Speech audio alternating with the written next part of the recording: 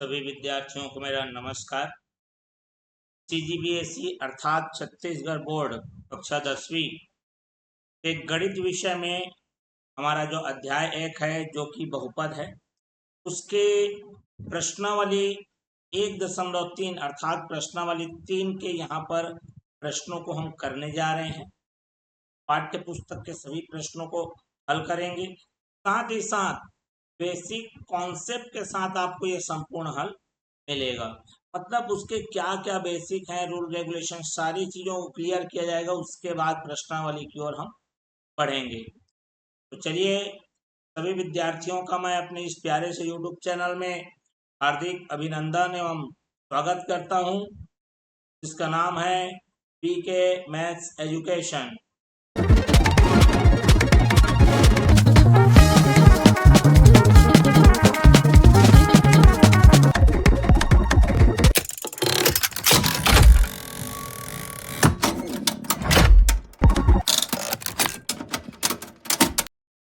जैसा कि मैंने बता दिया है कि हम लोग सबसे पहले इसका कॉन्सेप्ट, बेसिक कॉन्सेप्ट क्या है वो पढ़ेंगे।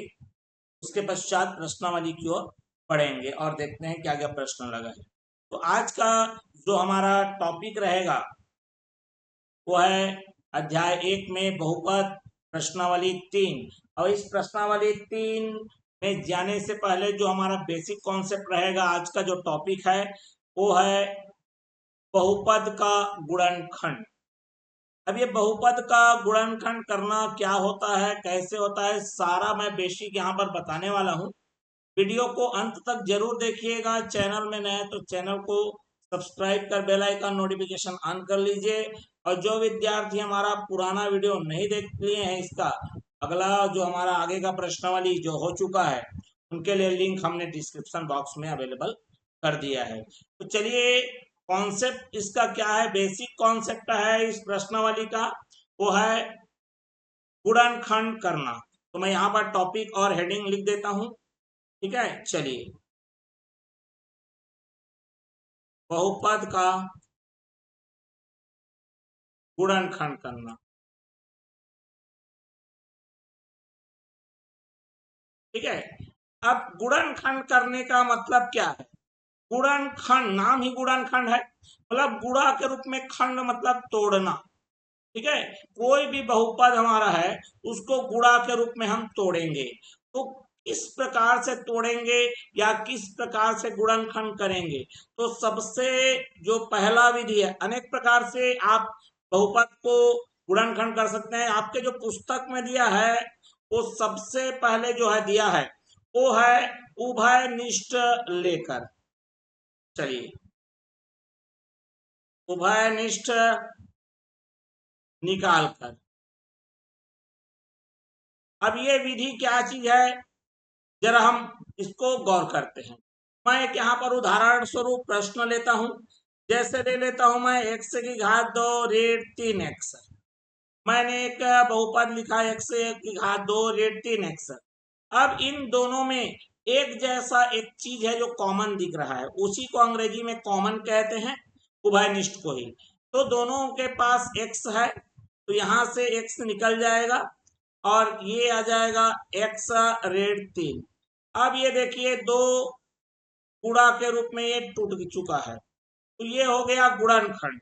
स्पष्ट हो गई बात। तो ये हो गई हमारी पहली विधि, जब हमारा उभयनिष्ठ निकालकर हम गुणनखंड कर सकते हैं।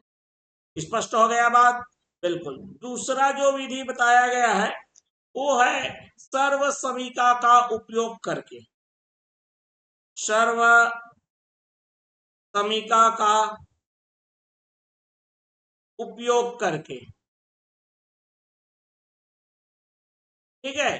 मैं देखो, प्रश्नावली में जो दिया है वो तो ठीक है, लेकिन उसके अतिरिक्त जितना भी कॉन्सेप्ट है हम लोग छोड़ना नहीं है। पूरे सारे चीजों को समझना है और उसके बाद प्रश्नावली की ओर जाना है, ठीक है। जो बच्चे सीधा प्रश्नावली को देखना चाहते हैं वो लोग इसको स्किप करके आगे बढ़ा के देख सकते हैं, ठीक है। चलिए, अब ये सर्व समीका का उपयोग क्या है? हमारे पास एकदम जो कॉमन जो सर्व समीका है, ठीक है। अभी जो हमारे बुक में दिया है वह हमारा वर्ग, जो हमारा जो वर्ग बहुपद है उसके लिए है, मतलब अधिकतम घात, दो रहेगा उसके लिए प्रयोग किया गया है।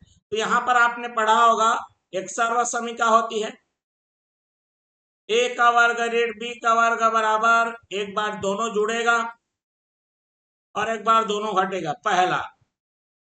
दूसरा आपने पढ़ा होगा ए का वर्ग धन 2ab धन बी का वर्ग, जो कि आ जाता है ए धन बी पूरे का वर्ग। और एक और तीसरा होता है मेरा ए का वर्ग ऋण 2ab धन बी का वर्ग, जो कि आ गया मेरा ए ऋण बी पूरे की घात। ये तीन सर्व समीका जो दिया गया बुक में रहने के लिए बहुत सारे सर्व समीका हैं, लेकिन इस प्रश्नावली के हिसाब से जो उपयोग होने वाला है वो ये तीन है। ठीक है, तो जैसे कि इसके आधार पर मैं प्रश्न बनाता हूं अपने मन से। जैसे मेरे को दे दिया x का वर्ग ऋण 16, ठीक है, तो ये तभी लगेगा जब आपको दोनों केवल दो पद दिए हों। ठीक है, बहुपद में भाई एक से ज्यादा पद होने को हम क्या बोलेंगे, बहुपद बोलेंगे, लेकिन इसमें दो पद वाला है और दोनों किसी ना किसी का वर्ग होना चाहिए। ऐसा नहीं कि वर्ग नहीं रहेगा, मतलब वर्ग नहीं रहेगा तो नहीं होगा, ऐसा नहीं है। ठीक है, तो या तो उसमें रूट लगाना पड़ेगा। ठीक है, मैं एक विशेष बात की बात कर रहा हूं बस। चलिए यहाँ पर आ गए एक्स का वर्ग ऋण, ये जो है 16 है, किसका वर्ग है, 4 का वर्ग है। देखो इस रूप में आ गया। अब दोनों एक बार प्लस होगा, दोनों एक बार माइनस होगा, तो ये आ गया मेरा एक्स धन 4 और आ जाएगा एक्स ऋण 4, और इस तरह से ये गुणा के रूप में क्या हो गया है, टूट चुका है। दूसरा हमारा ये तो कैटेगरी ए वाला है। अब कैटेगरी बी वाला है। कैटेगरी बी के लिए हमारा, जैसे मैंने ले लिया एक्स का वर्ग धन, ठीक है, यहां पर ले लिया मैंने 6x धन 9। अब यहाँ पर ये जो सर्व समीका तभी लगेगा जब हमारा क्या रहेगा, दो जगह वर्ग दिखेगा। ये तो x का वर्ग है, वर्ग दिख रहा है, मतलब जो संख्या है हमारा किसी न किसी का वर्ग रहेगा, तब हम लोग ये लगा सकते हैं। तो ये देखो ये क्या आ गया मेरा, इसको हम लोग ऐसा तोड़ेंगे x का वर्ग। अब देखो ये 9 किसका वर्ग होता है भैया, 3 का वर्ग। तो अब देखो ए का वर्ग मिल गया, बी का वर्ग मिल गया, बीच में आपके पास क्या लिखा हुआ है, 2ab। तो निश्चित रूप से यह 2ab में टूटेगा। मतलब आप लिख सकते हैं 2 गुणित ए आपको पता चल चुका है और बी भी आपको पता चल चुका है। तो देखो 2 तिया 6x आ गया।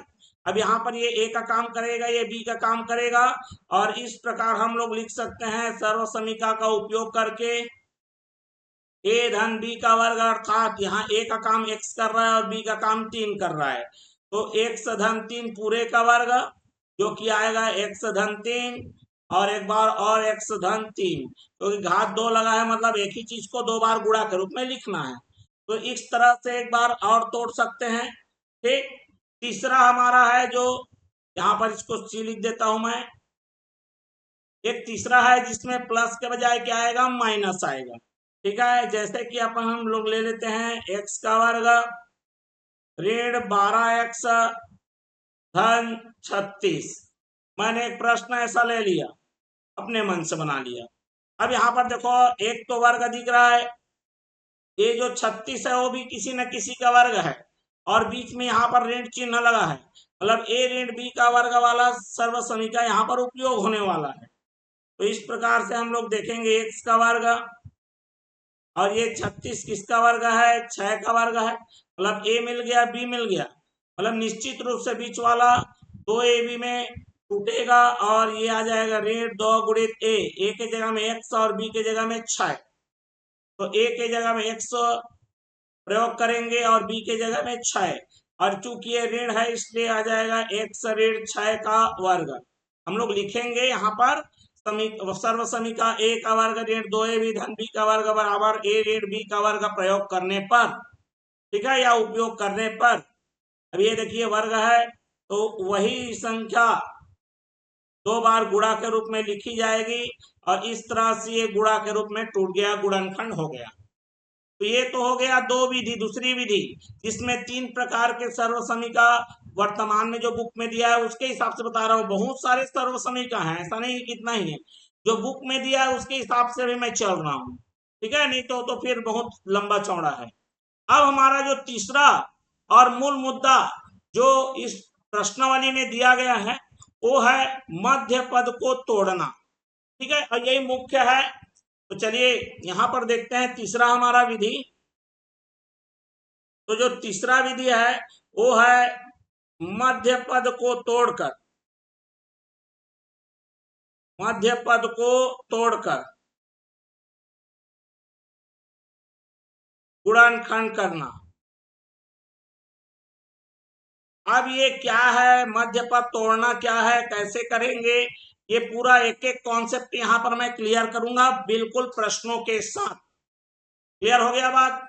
साथ ही साथ यदि आपसे ये मध्य पद टूटेगा नहीं तो क्या आप ट्रिक लगा सकते हैं जिससे आपके लिए प्रश्न आसान बन जाएगा और हल करना आसान हो जाएगा, वो भी बताऊंगा।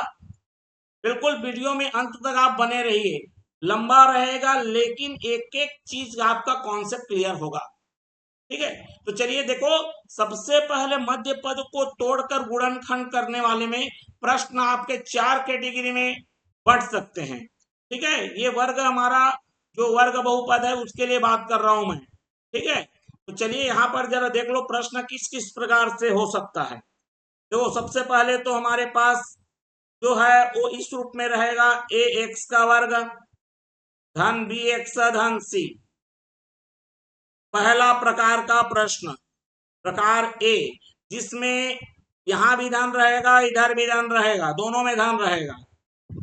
प्रश्न का प्रकार बी, दूसरा प्रकार का प्रश्न। मैं अभी उदाहरण लेके या प्रश्नावली के प्रश्नों को लेके एक एक चीजों को क्लियर करूंगा। ठीक है, पहले किस किस प्रकार के आपको प्रश्न देखने को मिलेंगे मध्य पद को तोड़ने वाले में, वो पहले देखो आप। दूसरा रहेगा ए एक्स का वर्ग, यहां पहले वाले में ऋण रहेगा और दूसरे वाले में क्या रहेगा, धन रहेगा, ऐसा हो सकता है। तीसरा प्रकार का जो प्रश्न है वो ए एक्स का वर्ग, यहां धन रहेगा लेकिन दूसरे वाले में क्या रहेगा, ऋण रहेगा। प्रश्न इस प्रकार से हो सकता है, ए बी सी के जगह आपके पास कोई भी संख्या हो सकती है। चौथा प्रकार का रहेगा, उसमें ए एक्स का वर्ग रहेगा, पहला में भी ऋण रहेगा और दूसरा में भी ऋण रहेगा। तो इस प्रकार से 4 प्रकार के प्रश्न आपको देखने को मिलेंगे। तो ये तो हो गया कहाँ पे चिन्ह क्या रहेगा। अब ये मध्य पद को तोड़ने वाली जो बात है उसको आपको समझना पड़ेगा। तो वो क्या चीज है, मध्य पद को तोड़ के गुणन करना मतलब क्या है। तो इसमें हम करना कुछ नहीं है।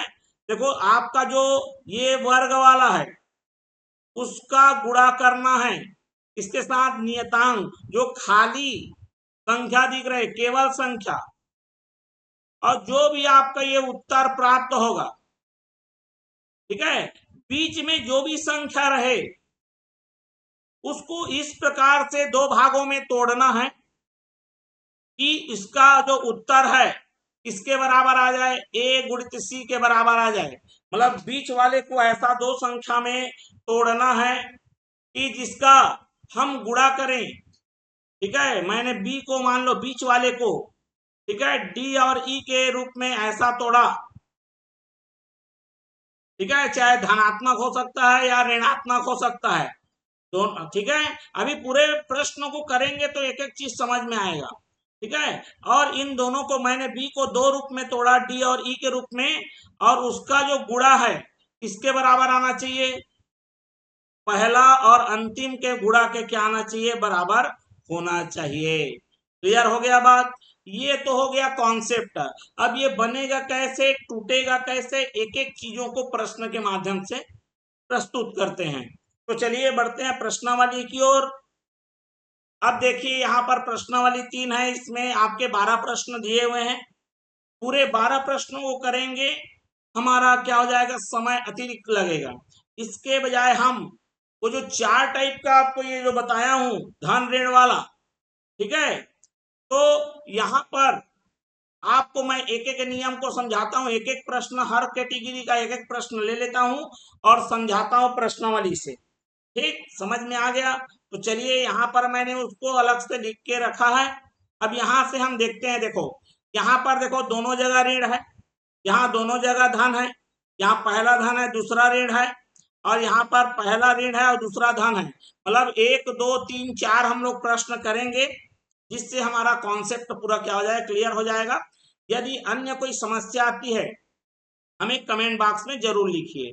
तो चलिए यहाँ पर देख लीजिए, पहला को मैं बना के बताता हूँ, ठीक है, कैसे बनाना है उसको। यहाँ पर दिया है, पहले प्रश्न को लिखता हूँ, x का वर्ग ऋण 3x ऋण 4, ठीक है। अब इसमें क्या क्या समस्याएं आएंगी उसको भी बताऊंगा, वीडियो अंत तक बने रहिए। क्या समस्या आती है और उस समस्या को निपटने के लिए आपको क्या करना पड़ेगा, ठीक है। अब देखो यहाँ पर मध्य पद को तोड़ने का मतलब है, प्रोसेस को पूरा समझाते जाता हूँ। जैसे x का वर्ग के पास कुछ नहीं, मतलब 1 है, जिसका गुणा करना है हमको अंतिम संख्या से। तो ये आ गया 1 गुणे 4, 4 एक कम कितना आ गया, 4। बीच वाला जो हमारा संख्या है 3, इसको 2 भाग में तोड़ना है मेरे को, और ऐसा तोड़ना है कि दोनों का गुणा करूं तो संख्या में कितना है, 4 आए। यहां तक ये एकदम जनरल बात है। अब इसमें क्या विशेष रहेगा और क्या विशेष होना चाहिए मैं आपको समझाता हूं। अब देखो यहां पर मैं आपको एक चीज बता दे रहा हूं, ये जो प्रश्न है वो आपको रास्ता दिखाएगा। कैसे रास्ता दिखाएगा वो भी समझ लो। ये देखो आखिरी में जो चिन्ह है उसको देखना है। आखिरी में आपको क्या चिन्ह दिख रहा है, ऋण का चिन्ह दिख रहा है, ठीक है। क्या का चिन्ह दिख रहा है, ऋण का। तो ये जो दो संख्या आप तोड़ोगे मतलब उसको ऋण करना है, घटा के देखना है, और घटाने पर कितना आना चाहिए, 3, और गुणा करने पर कितना आना चाहिए, 4।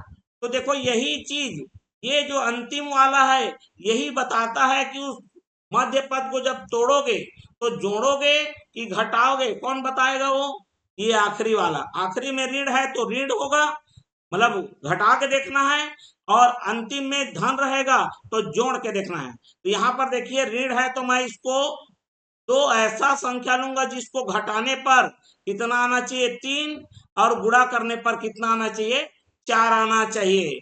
तो देखो 3 कब आएगा, 4 को घटाओगे 1 से तो कितना आएगा, 3, और 4 को गुणा करोगे 1 से कितना आएगा मेरा, 4। स्पष्ट हो गया बात। तो यहाँ पर क्या होता है, बच्चे समझते हैं हमेशा तोड़ना है मतलब जोड़ने का काम करना है, ठीक, ऐसा नहीं है, ठीक है। आपका धन भी हो सकता है, ऋण हो सकता है, ये कौन आपको बताएगा, आपको रास्ता दिखाने वाला खुद यहाँ पर मौजूद है। तो ये जो अंतिम में जो चिन्ह है वही आपको रास्ता दिखाएगा। क्लियर हो गया, देखना हर प्रश्न में वही रास्ता दिखाएगा आपको। तो मेरे को ये समझ में आ गया कि मेरे को क्या करना है, 4 में 1 को क्या करना है, कम करना है, तभी 3 आएगा, और इन्हीं दोनों का गुणा ऑटोमेटिक कितना हो जाता है, 4 हो जाता है। अब यहाँ पर तो ये हो गया। अब इसके बाद भी गलती होती है, तो गलती कहाँ होती है, किसको प्लस लेना है किसको माइनस लेना है, ये हमेशा कंफ्यूजन में लोग रहते हैं। बात को समझो, कंफ्यूजन में रहते हैं, प्लस की जगह माइनस, माइनस की जगह प्लस कर लेते हैं।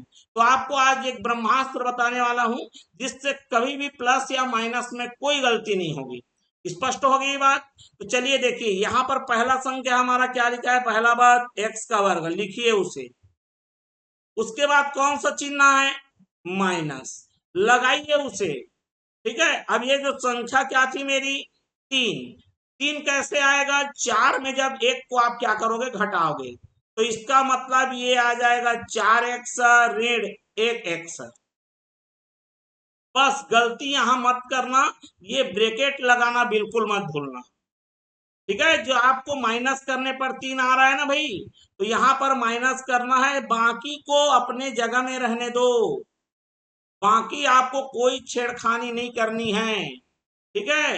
ये देखो बीच में 3 है, 3 कब आएगा, जब 4 में 1 को घटाएंगे तभी 3 आएगा, बाकी को आप अपने जगह में रखिए। अब यहाँ पर देखिए जैसे ही ब्रैकेट खोलते हैं आपको भी पता है, यदि बाहर में अगर ऋण हो तो अंदर का चिन्ह बदल जाता है। तो इस प्रकार से देखो x का वर्ग ऋण 4x, अब ये ऋण वाला धन x हो जाएगा, या 1x मान लो, ऋण 4। अब देखो जिसको ऋण होना है वो ऋण हो गया, और जिसको धन होना है ऑटोमेटिक धन हो जाएगा, आपको अतिरिक्त दिमाग लगाने की जरूरत ही नहीं है, ठीक। अब इसके बाद होता है हमारा जोड़ा बनाना।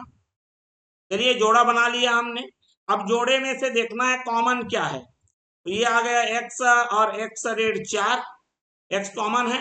यहाँ देखो कुछ भी कॉमन नहीं दिख रहा है, तो हमारा कुछ भी नहीं निकलता, मतलब एक हमेशा निकलेगा। और क्या बचेगा, x रेड 4।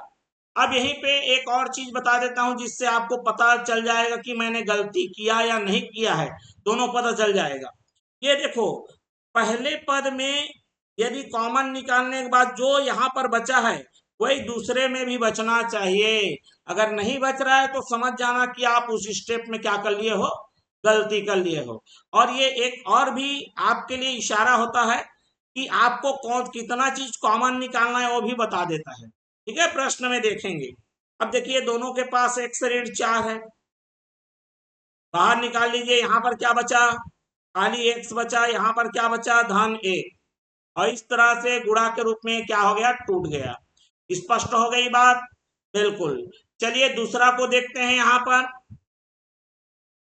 ठीक है, अब एक पहला जो बनाया है उसमें समय लगा है, अब इसको फटाफट करेंगे। देखिए ये आ गया मेरा x का वर्ग धन 2x धन 1। ठीक है, अब यहां पर देखो क्या लिखा है, अंतिम में धन है, मतलब दो को ऐसा संख्या में तोड़ना है कि हमको जोड़ने पर, क्योंकि आखिरी में धन है, जोड़ने पर 2 आए और गुणा करने पर 1 गुणित 1 आए। देखो पहला हमारा संख्या 1 है, अंतिम में हमारा 1 है, 1 1 कम 1, मतलब गुणा करने पर 1 आना चाहिए और अंतिम में प्लस है, मतलब जोड़ के देखोगे और जोड़ने पर 2 आना चाहिए। तो 1 धन 1, 1 और 1 कितना हो गया मेरा, 2 हो गया। स्पष्ट हो गया बात। तो ये लास्ट वाला ही डिसाइड करता है कि जो आप तोड़ोगे, तोड़ने का मतलब 2 हिस्सा करना, अब उसके बाद जोड़ना है कि घटाना है, ये लास्ट वाला आपको डिसाइड करके बताता है भैया। क्लियर हो गया बात। चलिए अब हमारा पहला भाग 1 और दूसरा भाग 1 रहेगा और दोनों को जोड़ने वाला बात है। तो चलिए यहाँ पर x का वर्ग आ गया। छेड़खानी बिल्कुल नहीं करना है, बाकी को ब्रैकेट लगा लो, 1x धन 1x, दोनों जुड़ के टूटा हुआ है, टूट रहा है लेकिन जुड़ते हुए टूट रहा है। धन में करिए 1। अब यहाँ पर देखो x का वर्ग है, ये धन है, चिन्ह में कोई परिवर्तन नहीं होगा, धन 1x हो जाएगा, धन 1x हो जाएगा और धन 1 हो जाएगा। उसके बाद हमारा जो काम रहता है जोड़ी बनाने वाला, दोनों में कॉमन आपको दिख रहा है x, यहाँ पर आ गया x धन 1 धन, फिर ये आ गया मेरा 1 कॉमन आ गया, x धन 1। चलिए x धन 1 फिर से दोनों के पास कॉमन है, क्या बचा, x धन 1 है ना। आप कई लोग सोच रहे होंगे सर इसमें तो सर्व समीका लगा सकते थे। जी हाँ, बिल्कुल लगा सकते थे। अब कई लोग ये 4 है, 2 का वर्ग है, सर्व समीका लग जाएगा सोचेंगे, लेकिन ऐसा नहीं है। स्पष्ट हो गया बात। तो ये हमारा मध्य पद को हम यहाँ पर तोड़ के, यहाँ पर लिखा हुआ है ना मध्य पद को तोड़कर, इसीलिए मैंने मध्य पद को तोड़कर सिखाया। स्पष्ट हो गया बात। चलिए प्रश्न क्रमांक आते हैं तीसरे में। ये देखिए ये हमारा आ गया तीसरा प्रश्न। स्पष्ट हो गया बात। चलिए तीसरा प्रश्न को हम कैसे बनाएंगे, यहाँ पर पहला वाला धन है और दूसरा वाला ऋण है। तो चलिए यहाँ पर देख लो, x का वर्ग है, धन में x है और ऋण में 12 है। ठीक है, अब यहाँ पर देखो बीच में क्या है मेरा 1। तो सबसे पहले तो वो देखो कि पहला और अंतिम क्या क्या संख्या है। तो पहला में है 1 और अंतिम में है क्या जी, 12। तो 12 एकम क्या आना चाहिए, 12 आना चाहिए। स्पष्ट हो गया बात, 12 एकम 12 आना चाहिए। क्लियर हो गया। अब यहाँ पर देखो ये अंतिम में माइनस है, मतलब मेरे को 2 ऐसा संख्या चाहिए जिसको माइनस करूं तो कितना आए, 1 आए, और गुणा करूं तो 12 आए। ठीक, क्लियर हो गया बात। तो चलिए 12 किसके किसके गुणा में आता है वो देख लो। तो 12 आता है 1 गुणित 12, 2 गुणित 6 बराबर 12, 3 गुणित 4 बराबर 12। स्पष्ट हो गया बात। और किसी बार 12 नहीं आता है, इसी को पलटोगे तो फिर 12 आएगा जी। क्लियर हो गया बात। तो हमको तो ये पता चल गया कि वो दो जोड़ा कौन कौन सा हो सकता है। अभी ये पता चला कौन कौन सा हो सकता है। तो 1 और 12 हो सकता है, 2 और 6 हो सकता है, और 3 और 4 हो सकता है। लेकिन यहाँ पर जो हमारा नियम कहता है, अंतिम में चूंकि मेरा ऋण है, इसलिए दोनों को घटाने पर बीच वाला आना चाहिए, मध्य पद आना चाहिए। तो दोनों को घटाने पर 1 आना चाहिए। तो ऐसा कौन सा जोड़ी है जिसमें आप घटाओगे तो 1 आएगा? तो वो जोड़ी है हमारा 3 और 4 वाला। ठीक, और 1 आना चाहिए बोल रहा हूं। तो 4 में 3 घटेगा तो 1 आएगा, 3 में 4 घटेगा तो ऋण 1 आएगा। एक ही लाना है खाली संख्या। अभी हमको चिन्ह के बारे में सोचना ही नहीं है। जिसको धन होना होगा ऑटोमेटिक धन हो जाएगा, और जिसको ऋण होना है ऑटोमेटिक ऋण हो जाएगा। आपको दिमाग लगाने की जरूरत बिल्कुल भी नहीं है, एक्स्ट्रा दिमाग मत लगाइए। जिसको धन होना रहेगा धन हो जाएगा, जिसको ऋण होना रहेगा ऑटोमेटिक ऋण हो जाएगा। अपने दिमाग को वेस्ट मत करिए। तो चलिए फिर हमारा कार्यक्रम करते हैं। यहाँ पर x का वर्ग है, उसके बाद क्या चिन्ह लगा हुआ है? धन। अब ये जो 1 है, 3 और 4 के जोड़े को क्या करेंगे तो 1 आएगा। तो 4x में जब 3x को हटाओगे तभी 1 आएगा। और ऋण में क्या लिखना है अलग से? 12। स्पष्ट हो गया बात। चलिए अब यहाँ पर देखो x का वर्ग है, ब्रैकेट के बाहर क्या है? ये ब्रैकेट लगाना तो बिल्कुल मत भूलना भाई, ये ब्रैकेट ही काम की चीज है आपके। ठीक है, नहीं तो आपको सोचना पड़ेगा कि इसको प्लस लूंगा कि इसको माइनस लूंगा, सारी समस्याएं आ जाती है। ये वाले में कोई समस्या नहीं आएगी। तो देखो ब्रैकेट के बाहर धन है, तो धन 4x है वैसी रहेगा, और ऋण क्या रहेगा? 3x रहेगा, ऋण 12। अब क्या करना है आपको? जोड़ा बनाना है। जोड़े में देखो कॉमन क्या है? x। अब x धन 4। अब देखो जो मैं इसकी बात कर रहा था कि आपको ये जो पहला वाला पद है वही बताएगा कि आपको दूसरे में से क्या निकालना है। अब देखो यहाँ पर x है, धन के रूप में है, तो यहाँ पर भी x ही बचना चाहिए। तो x के अलावा जितना भी चीज है वो सब का सब क्या निकलने वाला है? कॉमन। तो हम समझ जाएंगे यहाँ से कि खाली x हमको बचाना था, और x के साथ कौन कौन सा चीज है? ऋण भी है और 3 भी है। इसका मतलब हम समझ जाएंगे कि ऋण 3 क्या निकलने वाला है? कॉमन निकलने वाला है।